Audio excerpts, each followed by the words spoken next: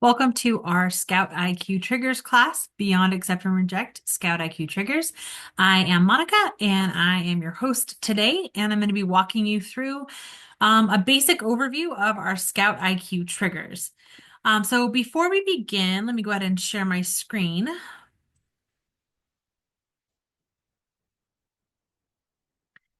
Okay, we are going to begin here at the manager.3colts.com or the hub.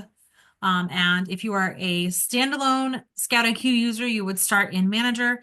And if you are a Seller 365 user, you would go ahead and start in Hub. Either way, what you're going to do is you're just going to click the Launch button. Now on the screen that loads, you will see in the middle of the screen our ScoutIQ onboarding flow. We're just going to navigate over to the menu on the left, and you'll notice that the icons appear, but there's no title. And then when you hover over the menu, you see the title. We're just going to tap onto triggers. Now in our web portal, you only see the option to add a new trigger set. If you haven't added any trigger sets, you will not see the option to do so here. However, if you click over on your phone, you will notice under the triggers tab that your ScoutIQ app does come preloaded with our ScoutIQ default triggers. And we have a default trigger for the US and for the UK. These triggers cannot be modified or deleted. You can't ruin them. You can't mess them up. They will always be there on your phone as an option for you. The reason you don't see them here on the web portal is because they can't be changed. They can't be modified. We do, however, offer the option for you to pre-fill with those triggers and then just make minor adjustments. Currently, our default triggers are geared for FBA booksellers, but I'm going to give you some quick steps on how to modify the default triggers just slightly to be able to use them for other categories and for other fulfillment methods. So that's the first thing I'm going to go over. I do want to note really quickly, though, that if you are just starting out, don't worry too much about modifying your triggers. This is a lot of great information, and I definitely think there's a benefit in learning how triggers relate to the accept and reject recommendations that we make in app. But if this is at any point overwhelming for you, don't modify your triggers. Just know that our ScoutIQ default triggers are the product of extensive research, a lot of math and science and seller knowledge went into the building of those default triggers, and they are designed to maximize profit and minimize risk. So if you want to just use those exactly as they come, feel free to do so. Don't let yourself get overwhelmed by what I'm sharing here in class today. But stick around for the first few minutes, even if you aren't going to stay for the whole class, because you can see how to just tweak the default triggers slightly to be able to scan categories other than books and eliminate the gray bar that you'll get if you try to scan a CD or a DVD, and to be able to get results that are tailored for you as a merchant fulfilled seller. So all we're going to do for any new trigger set to add is we are going to click the Add Trigger Set button. It's going to prompt you to name that trigger set. You can name it whatever you want. I'm going to call it Default Duplicate All Categories. You can name it whatever you want, but you do have to name it before you can save. And then in the next dropdown, you have the option to either create from scratch or pre-fill with the ScoutIQ default trigger for either the US or the UK. I'm going to choose to pre-fill with the ScoutIQ default trigger for the US. And then you just tap Create New Trigger Set.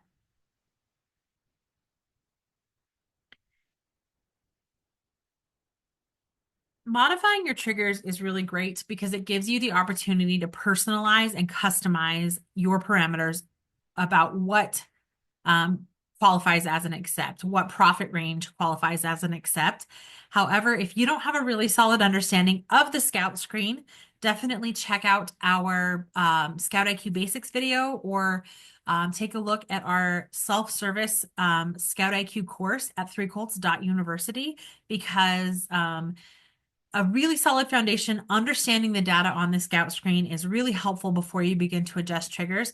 I also suggest that you have a really solid understanding of your own seller business before you decide that you want to modify triggers.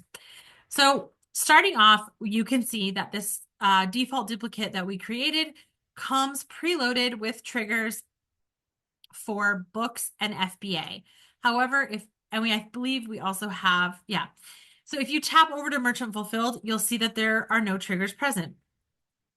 Similarly, going back over to books FBA, if I have it on FBA and I go to music, there are no triggers present. So the first thing we're going to talk about is how to create a default trigger that applies to categories other than books. Because right now, if you just try to use the ScoutIQ default, you will get a gray bar rather than a green accept or a red reject. We're going to fix that for you right now. So all you do is you just tap into the category you would like to add a trigger for. So I'm tapping music. I'm leaving it on FBA. I'm just going to click restore to default. I'm going to click yes on this dialog here saying, yeah, I want to replace this blank trigger with the default recommendations. I'm going to let that reset for a second. And now you can see you have our ScoutIQ default recommendations as an FBA music seller. I'm just going to click the green update trigger set settings button to save. And now if I go over to books FBA, I have a trigger, and music FBA, I still have a trigger. Let's do the same for video FBA. I'm just going to click restore to default, click yes, let it update, and then click update trigger set settings to save. And then I'm going to do the same once more for video games. My goal with the trigger that I'm creating here is to have one trigger that I can use for, or excuse me, one trigger set that I can use for all categories. So I'm going to do that. I'm going to create that right now.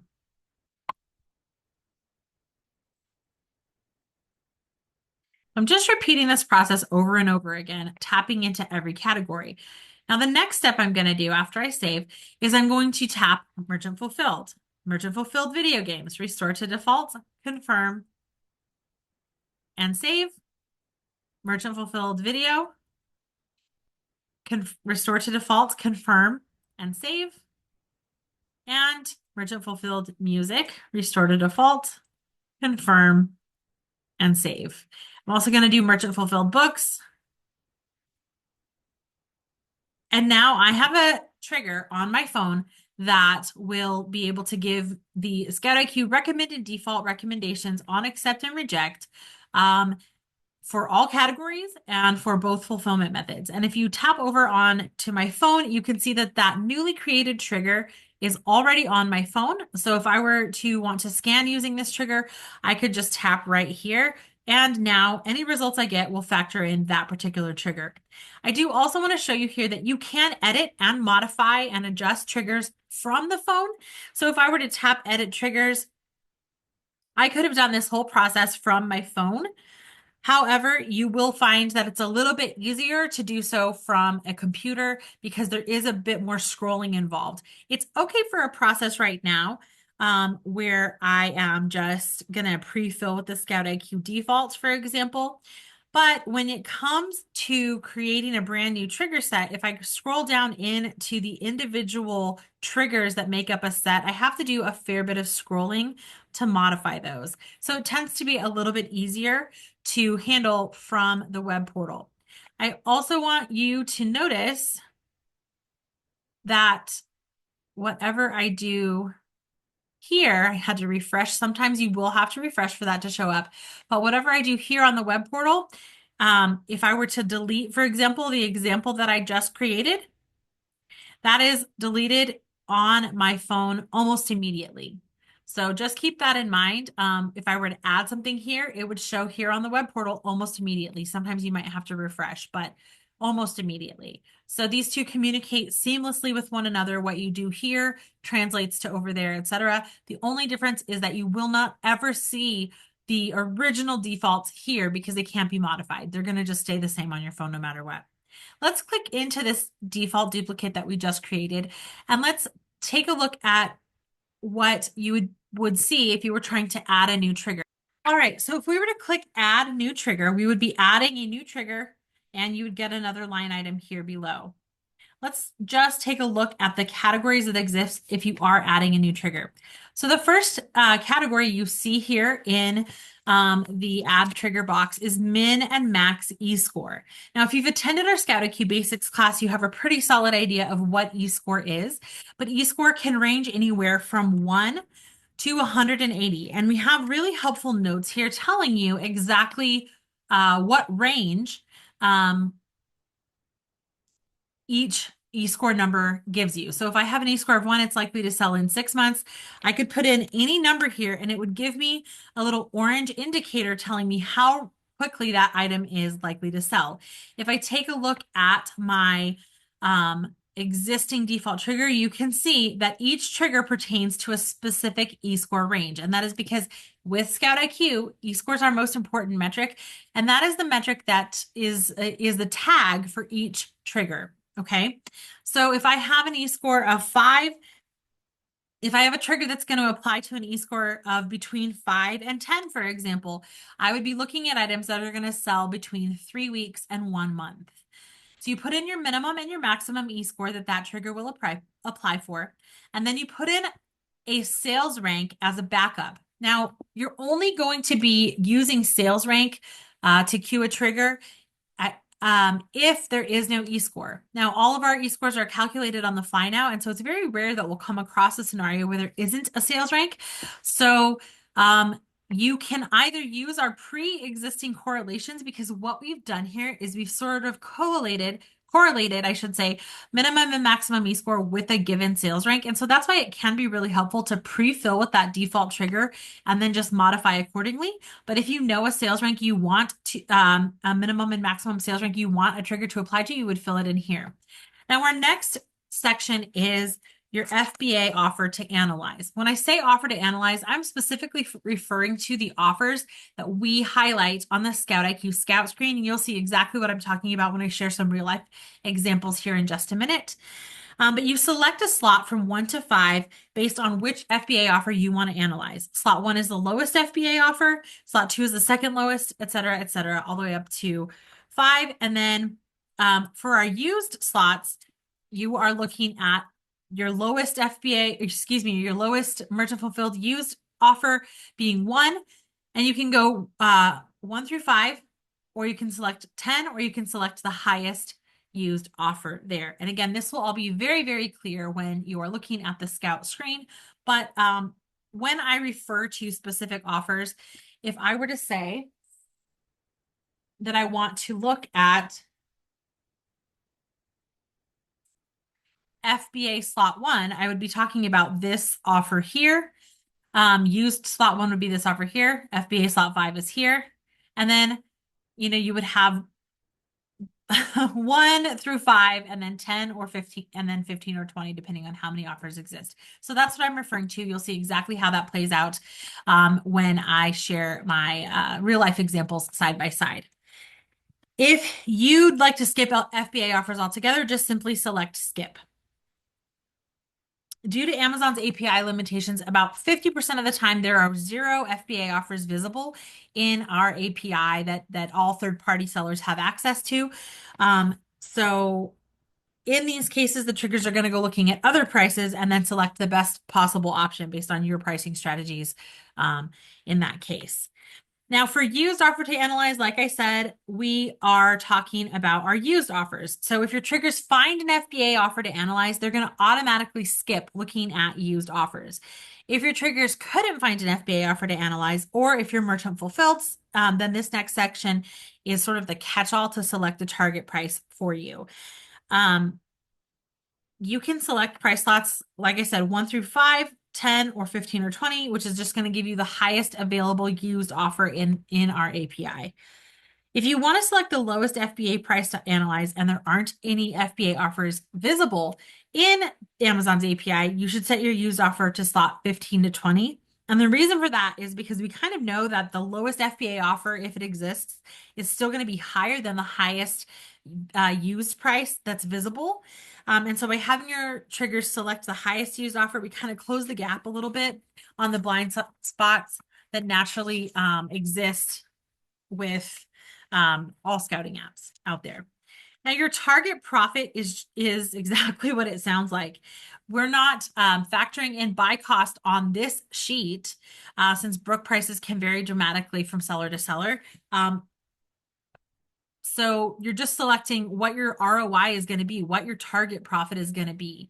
And with our default trigger, you will notice that our target profits are lower for items that are going to sell fast, and then they increase for items that are going to sit in your inventory for a little bit longer. Keep in mind, you can add by cost to a trigger. And the only time you would really want to do that is if you have a secondary user scanning with hidden mode on. And you can learn more about hidden mode in our help desk, which is found at scoutiq.3colts.support. You can learn a little bit more about hidden mode, but typically you would not want to put a buy cost in here because then your trigger is dictating the buy cost and you're not changing it scan by scan. But your target profit is obviously the amount you want to profit after fees, factoring in that buy cost that you would be entering on a case by case, scan by scan, as you are scanning. If your triggers are set up to select an FBA price, if you have anything other than skip here, then you want to compare to the used buy box. And what we're doing here is we are saying whatever number is selected here, we're going to select, we're going to compare that offer to our buy box number. Even if there are no FBA prices visible in the if there are no FBA prices visible in the API, we can often glimpse the lowest FBA price by looking at the used buy box. So whether your trigger selected a price to analyze from the FBA offers or the used offers, you can choose to compare to buy box. And if that price is higher than your current price, it's going to swap out the existing price for the used buy box price. So it's just going to pick the higher of the two between whichever offer is chosen here and buy box if you have this selected. Now, if you are selling merchant fulfilled, then you do not want to compare with buy box here. If you're only looking at used offers, you have a skip here in this section. You want to leave this toggled off. Always reject is another option for you, and you can toggle that on. Many sellers have a eScore or a sales rank that they just don't even want to look at. They're just going to reject anything under this offer, reject anything under this threshold. And so if you have a threshold there, you can toggle always reject on. Just simply slide it on over and you'll automatically reject any items that fall into that range. Just notice that, again, you can use our default triggers and just make minor adjustments here. For example, by just saying, I actually don't want things that are going to take 3 to 6 months to sell. All I have to do is tap edit for that particular trigger and then toggle that on and click update. And now I don't know if I did click update because my Zoom is actually, there we go. You can just, I guess you can just slide it over. You don't even have to tap edit.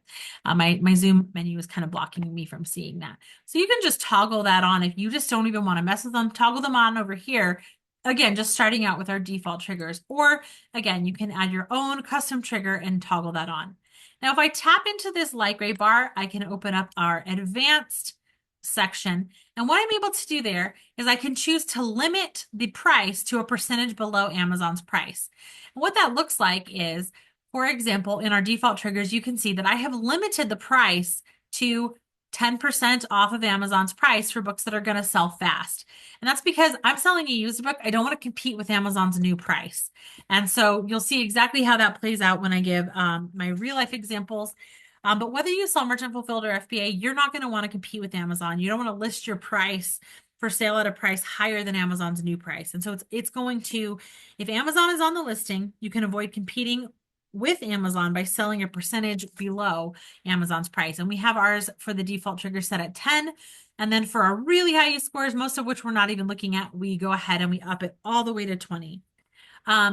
When we talk about target price in our ScoutIQ Basics course, that orange price highlighted on your screen, that is the price that is chosen by your triggers. Target price always matches list price, except when the target price selected is Amazon's price. And in that case, it's going to be taking that percentage off that we have set here in the advanced section of the add new trigger screen.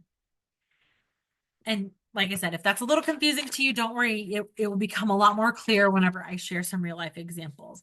Please note that these trigger ranges do not overlap at all. So each trigger range refers to a specific, the eScore range in each trigger, it only applies to a specific range. So it's 115 to 150, and then 151 to 999. It's really 180 is the max.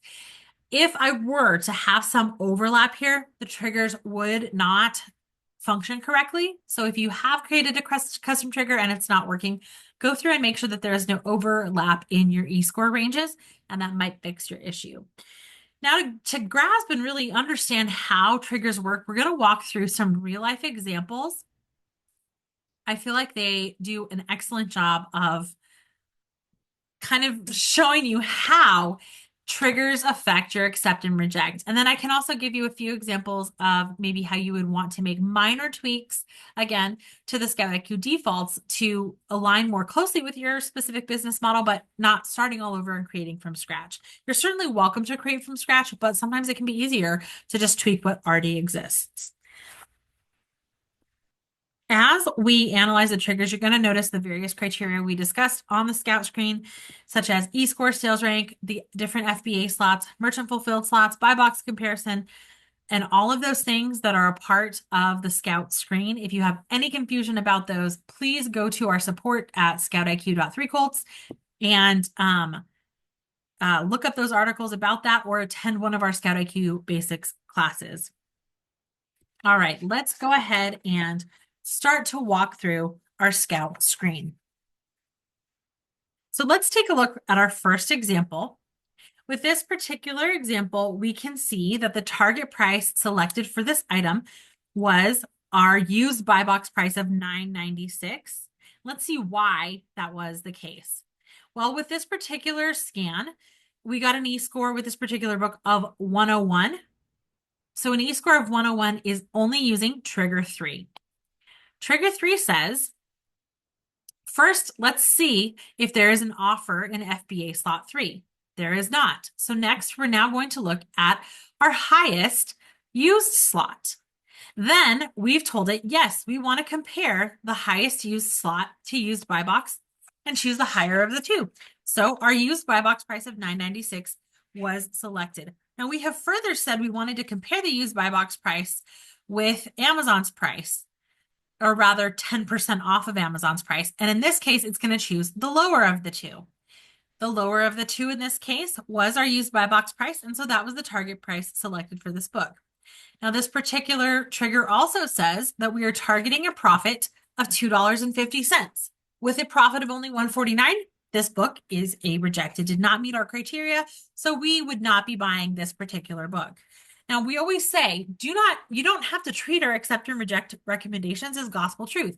If you want to buy this book and make only $1.49, and if you do buy it and you find it to be profitable for you, what you might want to consider doing is just tapping edit here and changing your target profit to a little bit lower so that this book would then be an accept in the future. But we have said for right now, for a book that's going to take 1 to 3 days to sell, we really want to make a minimum of $2.50 or more. And so this book doesn't meet those criteria.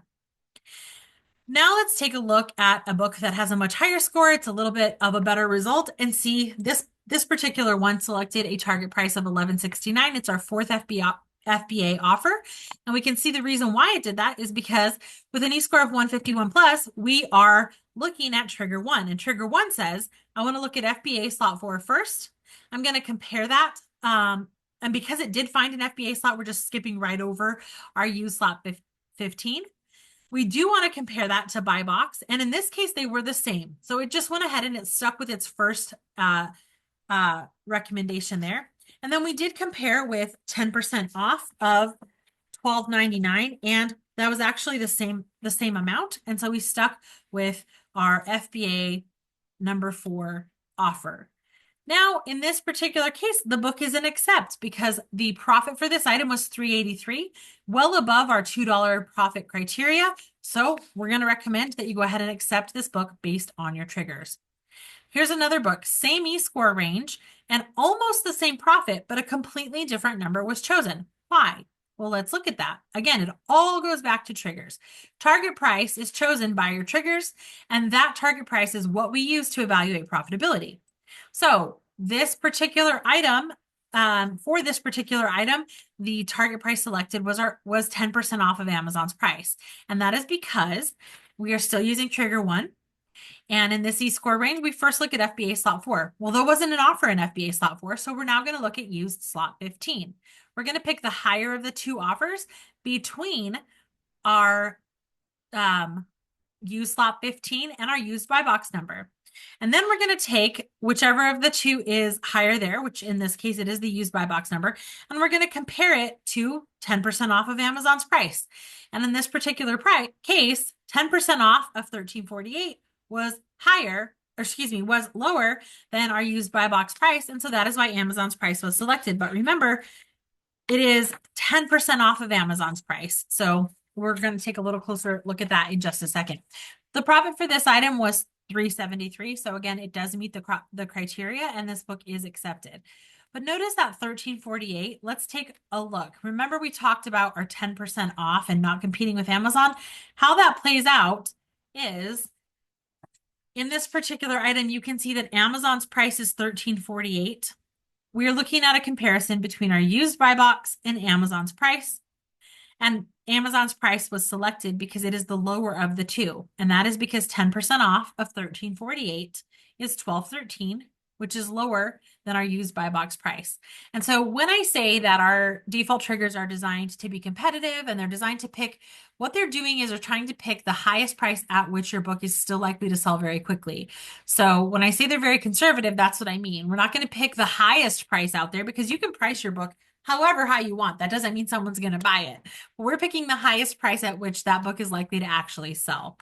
And so that is, like I said, 99% of the time, your target price, the orange price here, if you were to tap on profit and open up this profit calculator, you would see your target price and your list price would match. The only time that's not the case is when the target price selected is Amazon's price. And then you're going to see that 10% taken off in the list price. All right, so let's look at one more example. We actually have a handful more of examples. This is a really another good example because this is a book that has a nice high eScore. So based on eScore alone, you know, this book's going to sell fast. Why is it a reject? Well, I mean, I don't think we need to do a ton of analysis to see the reason why we have a negative profit, but let's walk through why. With an eScore of 151 plus, we are still looking at this same trigger, trigger number 1. And this trigger is telling us first, let's look at a FBA slot 4. We didn't have an offer existing in the FBA 4 slot in Amazon's API. So that means that there was no FBA offer in the lowest 15 to 20 offers other than this one. So now we're going to look at our highest used offer. We're going to compare that to buy box, which we don't have a used buy box right now on this particular item. And then we're going to compare whichever number is selected with 10% off of Amazon's price and choose the lower of the two. In that case, it's 606. Based even on a $0 buy cost, based on 606 after fees, this book is going to have a negative profit. It's not worth picking up, or it's not even worth sending in if you got it for free. And with a negative profit, that would mean that book's a reject. Now here's a eScore with a book with a much lower eScore, and Amazon's price is selected here, but the same logic applies. We look at the eScore, and the eScore tells us which trigger is applying to that item. And then you can see we are looking at our lowest FBA offer with books with an eScore this low. And we are actually not even going to be comparing to this used offer because we found an FBA offer here. We're going to compare the higher of the two. Of course, in this case, they are the same. We're going to compare the lower of the two between this number and Amazon's 10% off, in this case, 10% off of Amazon's price. And that would mean that 10% off of Amazon's price is cheaper. And so that is the target price selected. Now, this is a book where even with a profit of $4.50, our default triggers are saying pass on this book because we want to be making at least $5 for an item that's going to take 2 weeks to a month to sell. This would be another case where you could decide you are not going to be that critical. Maybe you want to lower this down. We're pretty conservative here. If you want to be a little more aggressive, you could choose to accept books with a lower profit in this eScore range. That's all up to you. And that is one of the ways you can customize to better suit your own specific business model.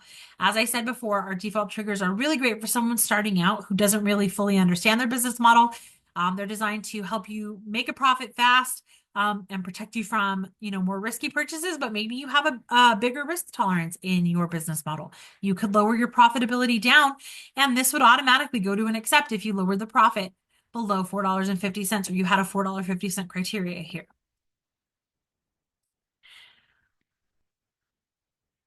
And I think we were just talking about that. Okay.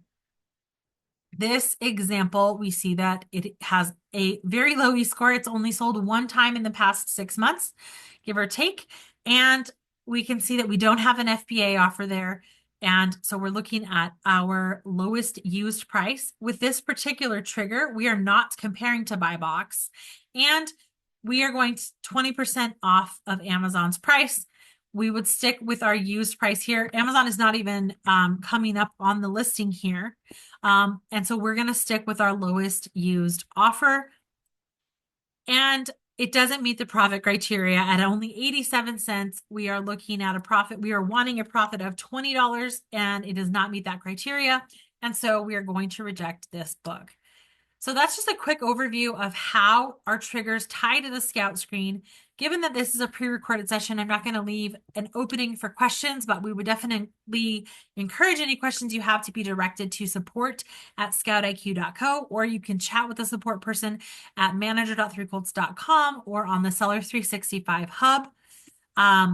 Please reach out to us with any questions you have. We'd love to hear from you. We'd love to, leave a comment below if you found this information helpful. And definitely check out the rest of our courses at threecolts.university for more information on all of our Seller 365 products. Thank you so much.